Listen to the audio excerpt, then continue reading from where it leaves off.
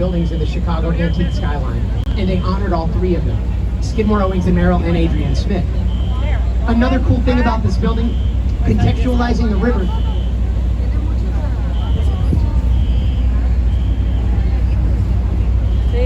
That is London House.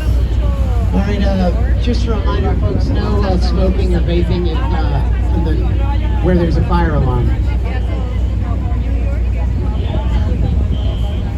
The Trump International Hotel and Tower. I'd like to point out, look at the windows on the Trump and look at the windows on the AMA.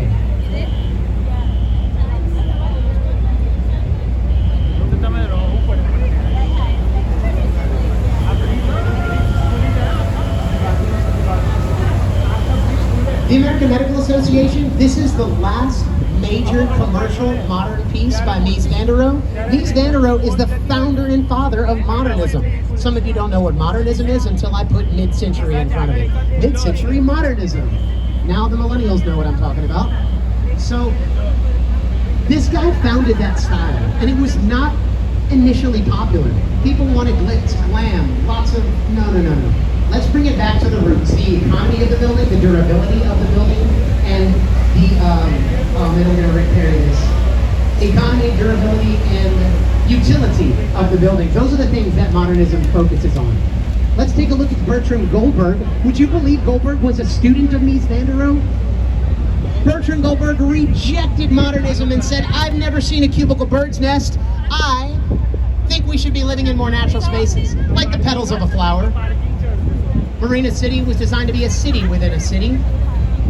Think suburbanization or white flight, but right here in the middle of downtown. You've got your restaurants, you've got your retail, you've got your boat space, you've got your parking, you've got your movie theater, you've got your bowling alley, you've got your skating rink. It's all here. And you don't even have to live in Chicago because you live in Marina City. Take a look at the old theater, folks. Today it's the House of Blues. I think it looks like Moby Dick. I love it. Used to be a movie theater, today it's the House of Blues. Now, some of you are wondering about parking. There's two reasons you can't park at the Marina City Tower yourself. It's valet only. The first reason is you're not good at driving. The second reason is there's no elevator. It's a man lift only. Man lifts require a special training and a special insurance plan. Leave it to the valets. 2 cars have come off the side. One for a movie with Steve McQueen, 1979's The Hunter. Another for an insurance commercial. Are you in good hands? The Reed Murdoch Center, 1914. Designed symmetrical, installed symmetrical. The building before you, is it symmetrical? LaSalle Street and its bridge had to be expanded and constructed, so they removed a bay of windows, slammed the bookend, hoping you wouldn't notice. For those of you with a more refined ocular palette, you might even see the different color shade of red between the end cap and the main warehouse. Now, Britannica is occupying this building. Does anybody find that ironic that a company called Britannica is in Chicago? Yeah, some of you do, some of us don't. If there was a company called Americana in Birmingham, England, would you find that ironic? It's the same thing. You don't find that ironic?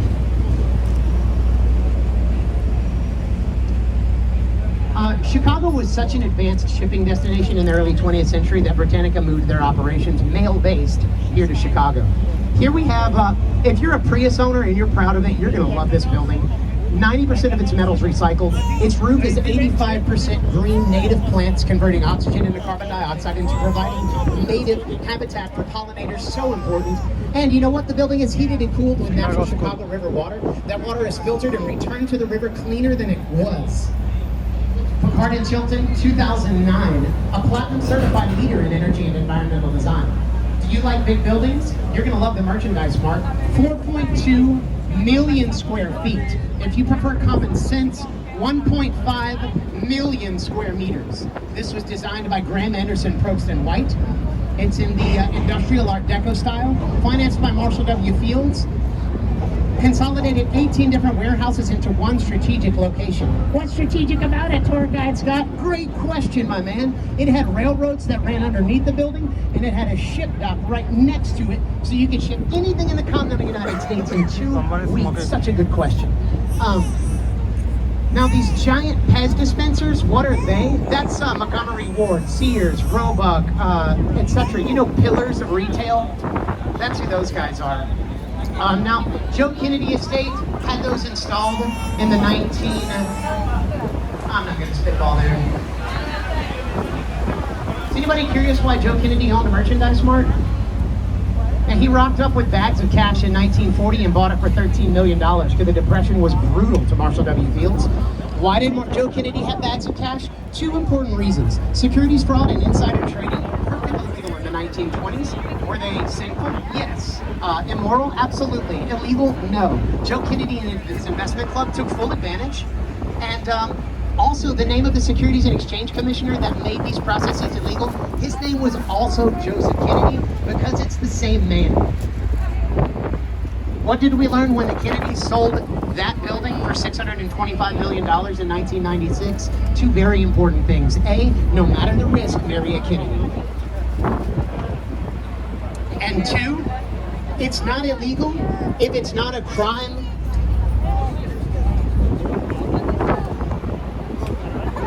Yet. Wolf Point is still owned by the Kennedy Estate. Oh, we got a juvenile blue heron right here for any bird watchers. Yeah, we'll just call that a blue heron. He's not quite great yet, is he? Now, folks, Wolf Point is owned by the Kennedy family. They're long-term leasing to Salesforce Tower. You know Salesforce by Pelly, Clark, and Pelly? That's a great photo behind the boat. Salesforce Tower by Pelly, Clark, and Pelly 2023 was supposed to go to 90 stories. They stopped at 70 in April of 2020. You think they read the writing on the wall? That writing said WFH, work from home. Literally, work stop. We don't want any more. Do not build anymore. Nobody needs to work in an office anymore. April of 2020, the work stop comes in.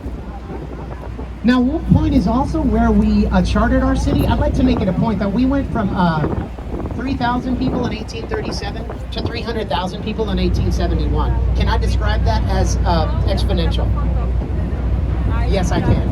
By the definition of it, I can. Did we accommodate this population growth properly? No, we did not. We used wood. We did not use stone. Did we know better? London bridges burning down since 1680s? Yes, we knew better.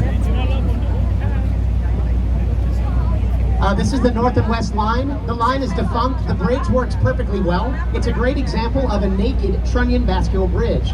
Trunnion bascule bridges, roughly translating to lever seesaw, or jointed lever rather. For some of us that remember the Sun Times located under the Trump Tower, that's the last time that railroad was used. Their raw paper was delivered there.